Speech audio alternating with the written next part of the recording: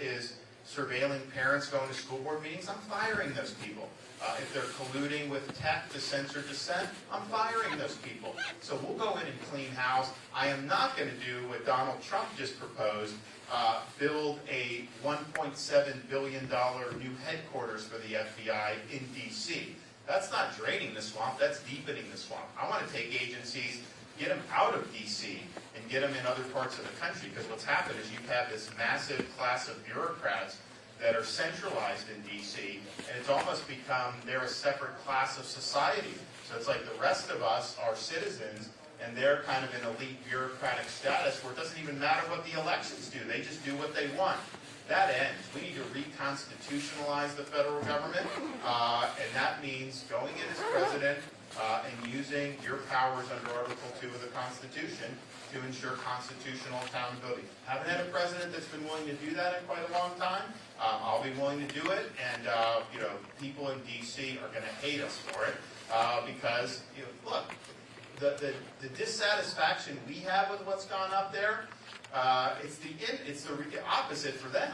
5 of the 8 wealthiest counties in our country are suburbs of Washington, D.C.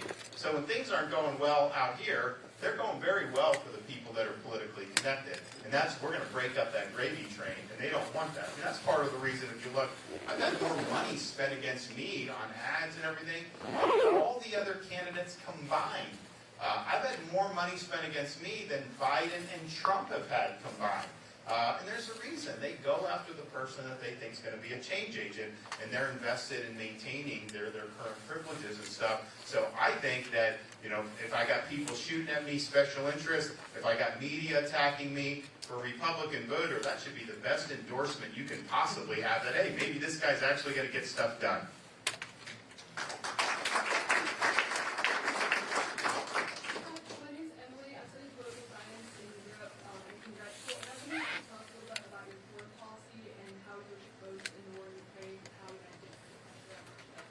Great, I think it's a great question. So my approach to national security, part of it's colored by the fact I'm the only veteran running for president. I'll be the first veteran elected since 1988 that served in a foreign war, and I served in the Iraq War back in the day. And so anytime you use the military as commander-in-chief, you need to take that obligation very seriously. I look to say, okay, if you're going to use troops somewhere, it's got to be for a vital national security interest of this country. It's got to be a clearly defined mission. They need to have everything they need to achieve the mission. And then when they achieve the mission, they need to come home. We can't just be nation building and doing these things like we've done as a country for a long time. What I see Biden doing is we've got troops just in the Middle East and Syria and some of these places. They don't really have a concrete mission. They're getting shot at, they're getting a lot of ordnance dumped on them, and then he's responding with basically pinpricks. That's inviting more attacks on our troops. I would never put our troops in a situation where they're basically just piñatas for the Iranians or whoever to be doing that. When I'm president, American service members somewhere, you harm a hair on their head, you will have hell to pay. And the way you achieve peace in this world is through strength. You have a strong military, you have a commander-in-chief that's very clear about if you're a friend and ally of ours, we're going to be a great friend and ally to you. If you're an enemy of ours, we don't wish anybody ill, but if you're going to do anything to go after us, you're going to regret that you did that. And so the goal is to stay out of conflicts. And I think we have, in our political system, we have some people that just want a weak defense. I think that invites conflict. And then we have others who want to intervene everywhere, but that also weakens us because you just can't sustain having conflicts all over the place that we're not winning and that we have this stuff. So my view is been a little bit different than I think the DC foreign policy establishment, but I think they've really, really failed. How do you put more leverage on our adversaries, including Russia? Well, number one thing we can do with Russia is energy. We should open up all of our energy here domestically for production. When we do a Green New Deal, like Biden wants to do, when he does, and people will say, oh, well, U.S. is producing a lot of oil, and we're doing that not because of Biden, they're doing it in spite of Biden, because they're more efficient on how they can do, so they can produce more with existing footprint. He's not helping them expand and get in. I would do that because between, for example, the Marcellus Shale, we have enough LNG. We could export LNG to Europe for hundreds of years with what's there. They should never have to worry about Russia for energy. When we're not doing all we can in energy, that helps Russia, and that money that goes in there is how they fund their military. China funds Russia by buying energy and buying other things for them. Iran is helping Russia. Biden has empowered Iran by relieving the sanctions on the energy. I would tighten all of those back up, choke Iran from having money going into the regime. So you have tools at your disposal, and I think that there's other things that we can do too. But to me, for our national security, if we are the dominant energy producer in this world, that will be better for you. You'll pay less for gas. Energy costs will be low for businesses, which will, I think, help bring the cost of goods back in a more reasonable place than what we've had over the last few years, because it permeates everything. It'll be good for jobs in our industrial base. But I think the biggest reason is our national security. It benefits us, and it's worse for our enemies, whether it's China, Iran, Venezuela, or whatnot. And oh, by the way, Biden wanting to do electric vehicle mandates, I'm going to reverse those. That is it's ridiculous because one, those cars are going to be more expensive. People aren't going to be able to afford them. Two, there's not enough demand for them, and so the car companies will likely go bankrupt. But three, who makes the stuff that goes into the batteries and whatnot? China. So you're going to end up being more dependent on China for this. And this idea that the electric vehicles are like so much cleaner. Well, look, if you put your foot on the pedal and there's no exhaust, and that's all you look at, okay. But where does the energy go to charge it? So in China, they have a lot of electric vehicles. But they charge it using coal-fired power plants. So is that really cleaner than just the internal combustion engine? No, of course it's not. So we're going to save the American automobile. We are definitely not going to impose mandates that's going to make us more dependent on enemies that don't have our best interests at heart. And China is a perfect example of that. Yes? Have your children been able to experience some good snow? Oh my! So my kids. So we've got a first grader, kindergartner, pre-K3, and prior to December, being Florida born and bred, they had never seen snow before, and we knew that they'd get to. So they saw their first snow in Iowa. They were able to make a snowman in New Hampshire, and then now. My son is with us. Our girls are going to come up this weekend, but basically the school started for them this week. My son is 5, and he really just, I got to go to Daddy's debate. I got to go. So like he's been saying. So he actually made it. The debate was 8 to 10, and he was at the debate. He was on my wife's lap for most of the debate. He came up on stage afterwards and stayed awake all the way till 10 o'clock, so which is, East Coast time for him is 11 o'clock.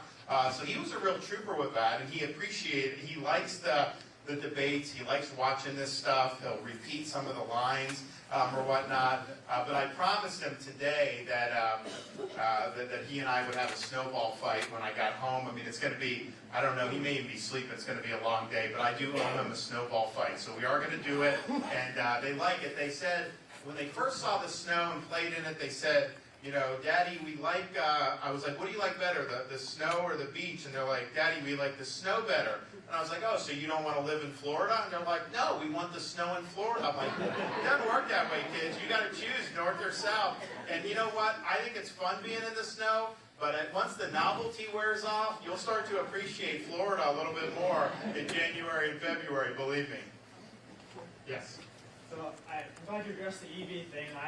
There's a snowstorm coming. Apparently it's my fault because I drive an F-150 powered by ethanol and I eat Northwest Iowa beef. But that brings the question, California doesn't like our hogs because they're bad for the environment and they're not happy. So they want to tell us how to raise our hogs. Is there anything you as president can do to help us kind of even this out? A couple things. One, this whole ESG cartel, I'm going to kneecap it. It's going to be done. We are not going to permit any of that ESG nonsense in the federal government. because, you know, they blame agriculture for global warming. And they want to impose radical changes on how folks do their job in all sectors of agriculture, and it will create a food crisis in this country if they do it. And you don't have to worry about me with any beef or any meat. We need meat. We need. I mean, like, I couldn't go a week with that. So it's important. So you can take that to the bank, and we are not going to allow them to use any ESG criteria, because what they would want to do, I mean, their ultimate vision, like, you know, if you're in farming and you know maybe you got cattle, they would not give you a loan unless you have certain practices that you're doing or this or that. That'll be devastating. So we'll stop that. And then the other thing is something like Prop 12 in California.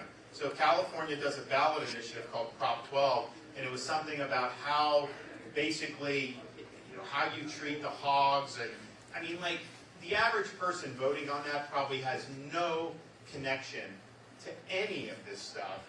But you know, they word it in a way to try to get a majority so they do it, so it gets adopted in a referendum. Well, that now means, because California's market is so big, it's such a big state, that people here in Iowa are affected by that, and affected by that in a negative way. And you know, I'm all about having states make decisions for themselves, but we also have a situation where we have a national market for this stuff. And is it good to kind of, not even intentionally, but just allow one state, California, to take over the market regulation? I don't think we want just one state to be able to impose its will on the whole market. But if we did want one state, the last state I would choose is California.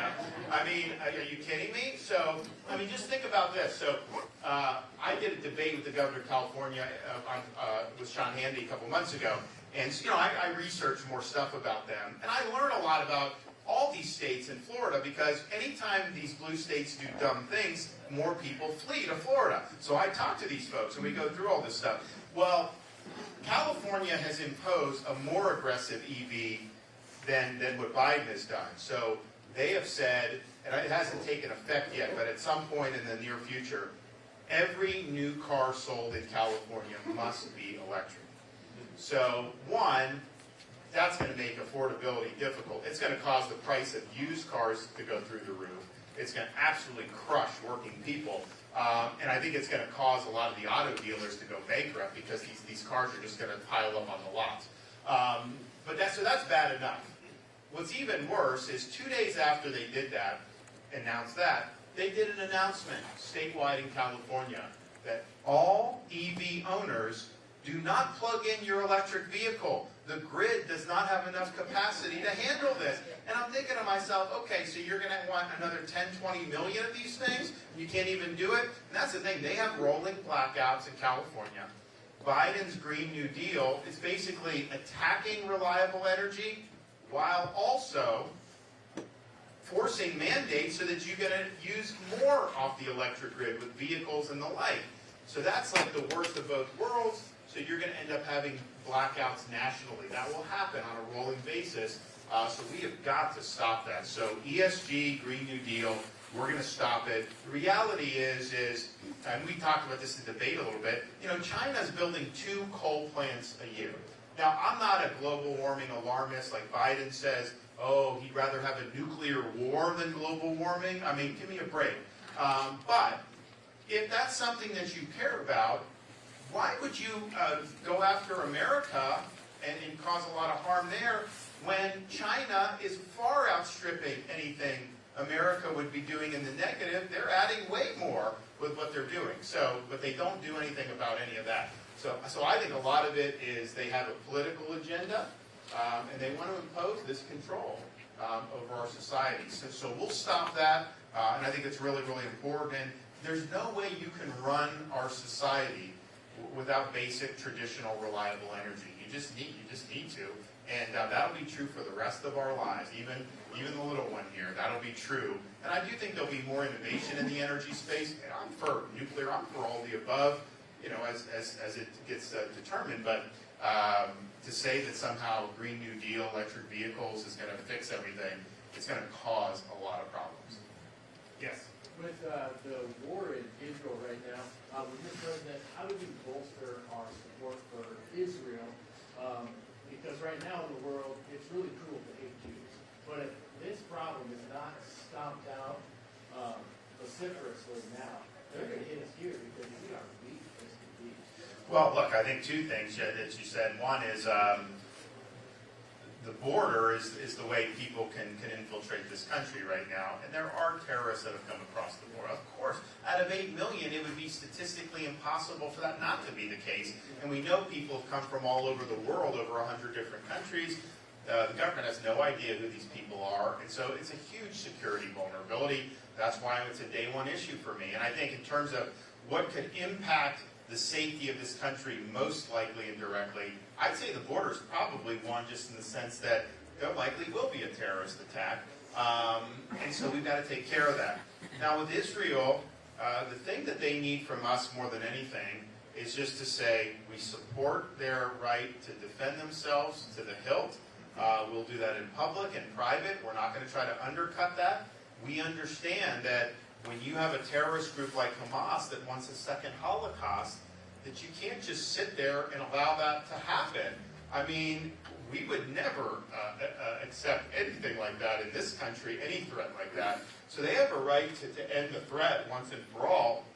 What Biden's doing, he's in a political situation where he's got his rabid base hates Israel now. And you got people like the Squad who are very much anti-Israel because they view it's kooky leftism, somewhat woke stuff. It just goes in the way they don't see reality, I think, like you should. So, for example, on these college campuses, you have these kids protesting in favor of Hamas terrorists. Really? Like, that's what you want to do? To say that this is good? And I think some of it's just ignorance. I mean, some of these kids on college campuses will say Israel is a colonial power, that they're occupying territory. I'm thinking to myself, wait a minute. Open up a Bible, go over there, and all those lands, Judea, Samaria, the areas where they say are, quote, occupied, those are like the most ancient and historic Jewish lands that there are. The connection between Jewish people and those lands go back thousands and thousands of years. So the Jews were displaced by people coming in over many years. And then when they came, when they started to resettle more with the Zionist movement in the 1800s into the Balfour Declaration and all the things that happened after the First World War, leading into the Second World War, then post the Holocaust, the United Nations did a partition plan in the late 40s, a Jewish state and an Arab state. Israel accepted the partition, even though that was not all the land that historically had been theirs. The Arabs rejected the partition. They chose to go to war to try to annihilate the Jewish state in the Crib. They lost that war. Then in 1967, the Arab neighboring countries were preparing to invade Israel. Israel preempted that in the Six-Day War and won. Then in 1973, Arab armies launched a war on Yom Kippur, and Israel won that war. And then in the 80s and part of the 90s and beyond, you had intifadas, where there were waves of terror attacks. So in every single time, Israel was willing to accept a partition. The Palestinian Arabs were not, and the reason is the Palestinian Arabs ultimately, they don't even want their own state as much as they want to get rid of the Jewish state. They don't recognize Israel's right to exist as a Jewish state, and so their ultimate goal is the destruction of Israel. They don't want two states side by side in perpetuity. When Yasser Arafat founded the Palestine Liberation Organization, people think that, because they talk about, quote, occupied territories, that's from the end of the 67 war. Israel took control over Judea and Samaria and Gaza. The Palestine Liberation Organization, and so people would say those are occupied. Now, they're not occupied, they're disputed because of the history that I mentioned to you, but they would say, like, oh, this is occupied. But the PLO was founded before the Six-Day War in 1964. So what are they talking about liberating? They're talking about liberating Israel proper from 1948. So that means they want no Israel. And that's been the goal from the beginning. So that's why, like, I opposed the U.S. trying to pressure Israel to do a so-called two-state solution. Because if they don't accept Israel's right to exist as a Jewish state, then basically a two-state agreement would just be a stepping stone to the destruction of Israel, because you'd end up, if you're a state, you have the right to militarize and have that. So that would be not. So we're not going to be able to count as that. So yes, we will be supportive. And we also got to look at these groups like the United Nations. You know, Donald Trump funded it. Nikki Haley supports funding it. I think we should defund the United Nations. Your tax dollars should not be going to fund this corrupt organization. It's a rogues gallery of people. It's anti-Semitic. They couldn't even condemn the Hamas terrorist attacks. So we got to start getting smarter here. So we are going to hold the UN accountable. We're going to hold all these international groups accountable. Look, I'm a big supporter of Israel. I think they've been a great ally.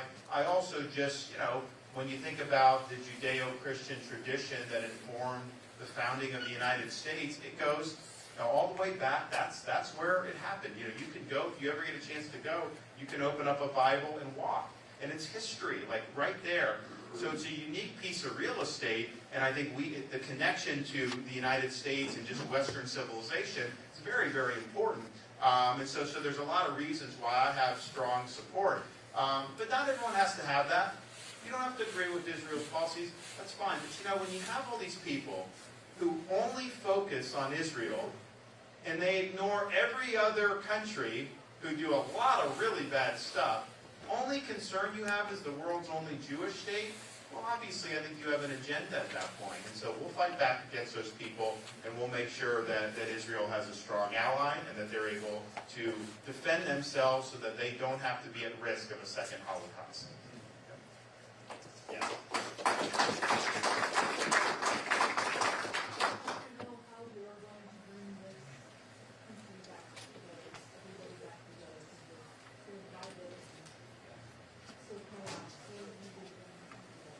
What's your name? Molly. Look, it's a good question. I mean, I think that when I was growing up, 80s and 90s, you know, I'm in West Central Florida, and I didn't know who a Republican or Democrat was. I had no idea. Like, it just wasn't anything that even came up in terms of like my friends, people I played sports with, their families, any of that stuff wasn't an issue. Everyone was patriotic. You know, everybody was God-fearing. And that was just kind of the way it was. And the politics did not divide people. Now it's like you're in like your camp. Like if you're on the Republican side and the people on the other. I don't think that's healthy for this country. And I say that as somebody, you know, I have strong convictions. I've delivered huge results in Florida. I've taken on the left and won. But at the same time, you know, that the political philosophy doesn't define me. You know, I'm defined by, you know, faith in God. I'm defined by my family. Defined by loving this country. You know, the partisanship to me, because honestly, like as a Republican, I look like there's a lot of problems with the Republican Party. You know, some of these establishment people in D.C., they don't have your best interests at heart. I mean, look at how much money they're spending now. We have a Republican House, and they just increased spending again when they promised us that they wouldn't do it. So, you know, I have skepticism of the establishments of both parties. I think the Republican Party is a vehicle where people that have a conservative philosophy have a chance to move the ball forward. But there's a lot that needs to be cleaned up, I think, on both sides of the aisle for sure. Here's the way I approach it. You know, I don't try to personalize this stuff. People are always trying to get me to like hit Trump personally. Like I hold him accountable on substance, and I think that's anyone should be held accountable on that. But I don't really get into the gutter. I just think that it's just not the way I roll. Because you and I may agree on something, we'll work together, get it done. Maybe you and I disagree, but then a month later, maybe you and I don't agree on. Maybe you and I agree on. So we got to work together to be able to deliver results. And so you just have to understand that there's things that new issues come up, and if somebody agrees with me 80% of the time, that doesn't mean they're my 20% enemy. Heck, if someone only agrees with me 20% of the time, if they're willing to work on those 20%, you know, I'll do it, because ultimately it's about producing the results. It's not about entertainment. It's not about all these other things. So that's the direction I will go, and I think it'll be focused on delivering results. But I can tell you, in Florida, our state was 50-50. We won 60-40. And I think that what did it was just people saw the results. They saw we were focused on that, and they saw we were really committed to delivering for them. And so we're not going to ever have the woke left, like, I can't work. Like, if they're telling me a man can get pregnant, no, you can't. So there's just certain things we just can't do there. So we got to win those battles for sure. But I think the vast majority of Americans want a restoration of normalcy and common sense, and we will do that.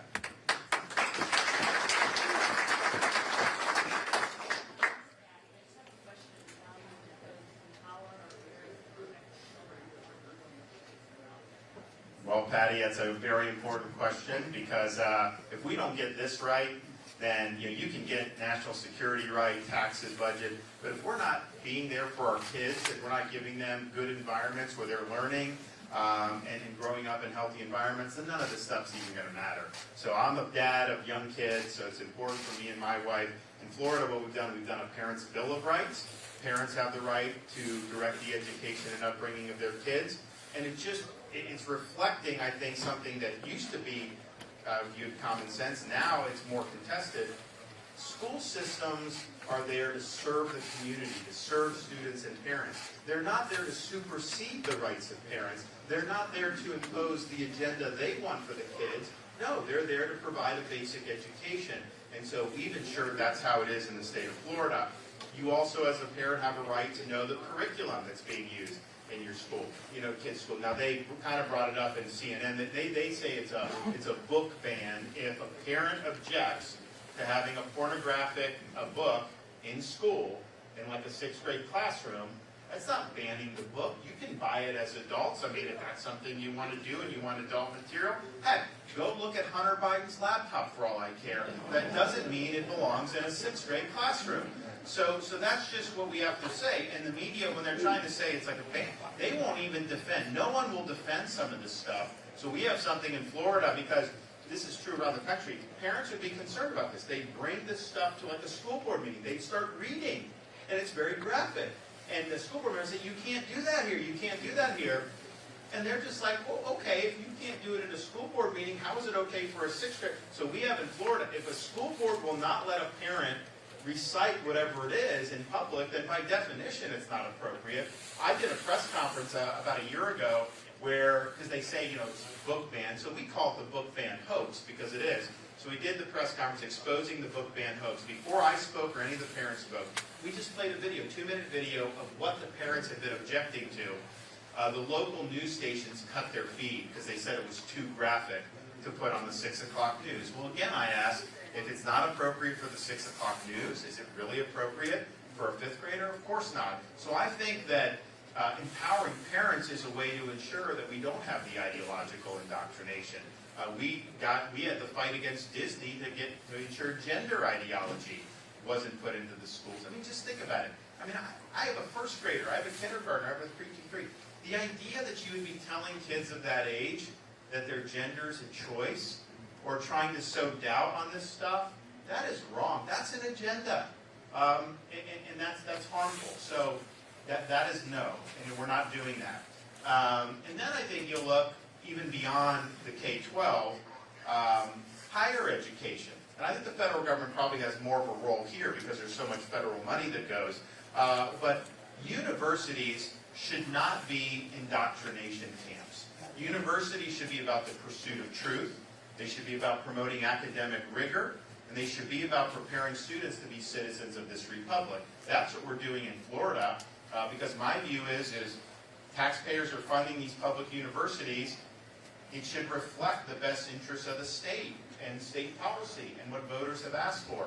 So we have things like all tenured professors must undergo review every 5 years and can be terminated for poor performance. We eliminated DEI from our public universities. We treated people as individuals.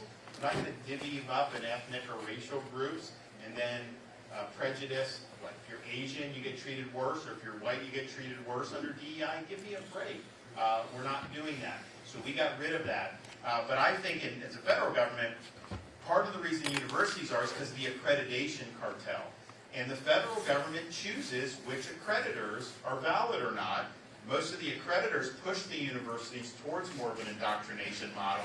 We're going to only approve accreditors who are pushing the universities toward a classical education model, where they're not focusing on the indoctrination. And I think when you saw, since the attacks on Israel, these protests, how they treated some of these Jewish students, all this stuff, there's a lot of rot in academia, a lot of intellectual rot there. And you raise your kids for 18 years, and first of all, I don't think going to university is necessary for everybody. I'm a big believer in apprenticeships and workforce education, and we've done very well in that in Florida. But to the extent people are doing that, you work 18 years as a parent to instill values. You don't want to have them go to university for 4 years and have them undo everything that you've done for those 18 years. And it shouldn't even be a question. I mean, it should be, you're there, and it's about the academics, it's about pursuing truth. It is not about imposing a particular agenda. So we'll do one thing we will do federally with K-12, we're going to do universal school choice, because I think that when parents are empowered to make choices regardless of their income, that is liberating. And in Florida, we have probably close to 1.5 million students in various choice programs. Private scholarship, charter schools, choice within school districts. We perform better now academically as a result of that. So it creates a very healthy competition for students. Schools need to innovate. They basically need to convince the parents that you should send your child there. And that's much different than saying, well, you live here, so you have to go there. When I was growing up, that's what that was. So we're going to do that nationwide, I think in a way that will be effective. Iowa's done some great stuff under Governor Reynolds. But places like Chicago and these places, I mean, these kids are never going to have a chance unless we provide some type of alternative. And so we will do that. And look, some of these places like Chicago, I mean, there's not a lot of people voting Republican there, but to be successful as a country, I mean, we can't have these urban areas just be failures in every part of the country. You know, we have to have public safety there. The kids, poor kids, need to have economic opportunity and educational choice. And if you do that, you will see positive results. In Florida, our charter schools have 365,000 kids. If you take that charter population, disproportionately low income, disproportionately racial and ethnic minority, that 365,000, if it was its own state, would rank in the top 5 in performance. And so people can succeed regardless of where they start, but they got to have the tools to do it. So we're going to have some help on the way with school choice, and it's going to make a big difference. Yes? My question is... Ladies and gentlemen, this will be the last question. My question is regarding the middle ground and the issue of abortion and gun rights, and particularly in the context of divide, because we're just talking about it like the other camp and stuff, but you and all of us here are basically practicing and reinforcing by talking about Democrats like this dumb part of the country or so, and liberal that's synonym to a terrorist. Well, it's still a fair part of the population. So it would be the middle ground. Well, first of all, I didn't hear anyone say that. You know, I think that there's differences, and you have political fights, and you got to win. I mean, for example, we're either going to have education where parents can be involved or not, and so you got to have that fight. You got to win that fight. But to say that somebody who's more liberal is akin to like a terrorist is not the way I think, and that's not what I've said. So you do that. Now, on some of these issues, I think, for example, like Second Amendment rights. I'm a big believer and supporter, and I'm the strongest candidate with respect to protecting your Second Amendment rights that's running. You do have the fact that people on the left, by and large, they just don't believe that the right should exist at all. Gavin Newsom has said, Governor of California, that he wants to repeal the Second Amendment entirely. And you have others that have taken those positions. The Heller decision in the Supreme Court, which applied the Second Amendment to the states and said, yes, it is an individual right. A lot of liberal jurists still don't recognize that, and they don't believe that. So, and I think that's why a lot of people like me, who've been supportive of Second Amendment rights, when I see some of the things that some of the people on the left want to do, I don't think that they're seeking just a, quote, middle ground. I think that they're really seeking to create a situation where these rights end up being totally curtailed, and that will not end well for this country. Good grief, you've seen what's happened in other parts of the world. You've seen what's happened in this country even. We had a summer of 2020 where people were rioting in a lot of these cities while the political elites in those cities were defunding the police. So you don't have police that will help you, and you're not allowed to defend yourself, and you're going to have mobs potentially out there. I mean, that is not something that is going to work. So you can count on me to, to support that. But I also think it's interesting on some of the stuff that you see, like a Chicago. There's massive numbers of shootings, of course. There's also a lot of other crime. But what ends up happening in these situations is people start committing crimes at a lower level, and they get away with it. And so they'll commit one, they'll shoplift, then they'll rob somebody's house, then they'll do this. And it's always, they kind of just get in and out of the system, slap on the wrist, put back on the street. And so it escalates. If you want to crack down on some of the things like the murders, get more serious about some of the lower level crimes. Because a lot of times somebody that commits a murder on the street of Chicago usually has some criminal record. Almost always has been involved with law enforcement before. And so I just believe in taking all this seriously. I don't believe you can keep just doing slaps on the wrist and putting people back on the street. It has not worked. What works is making sure, New York City, when it was really bad in the late 80s, early 90s, and then Giuliani got elected, what they would do is someone would hop the subway styles. They wouldn't have to pay. They would crack down on you, and they would do the broken windows type thing, and you do that. And that helped with the crime. So I think some of these areas, if you rob a store, with a gun, you should go to jail for a long time for that. You shouldn't get a sweetheart deal. You shouldn't get put back on the street. So if you rob somebody, an individual, you need to go to jail for that for a long time. And so you just have to get serious. And I think what I've seen in some of these places I've been around the country is, and people tell me when they move to Florida, when they flee these areas, if you can get mugged on the streets of LA and there's not really consequence for the mugger, you're going to have more muggings.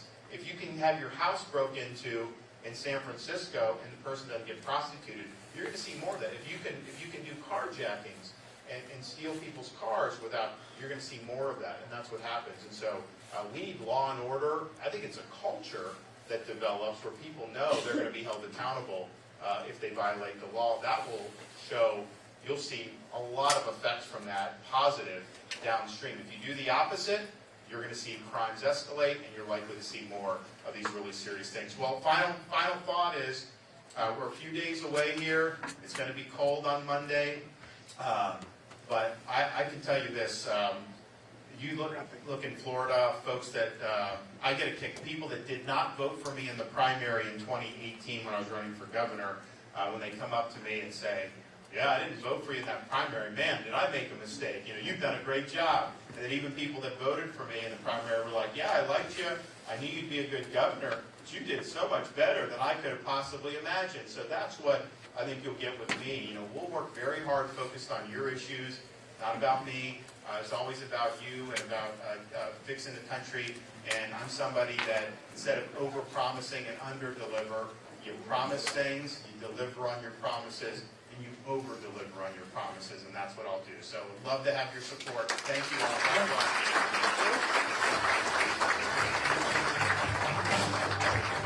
Ready?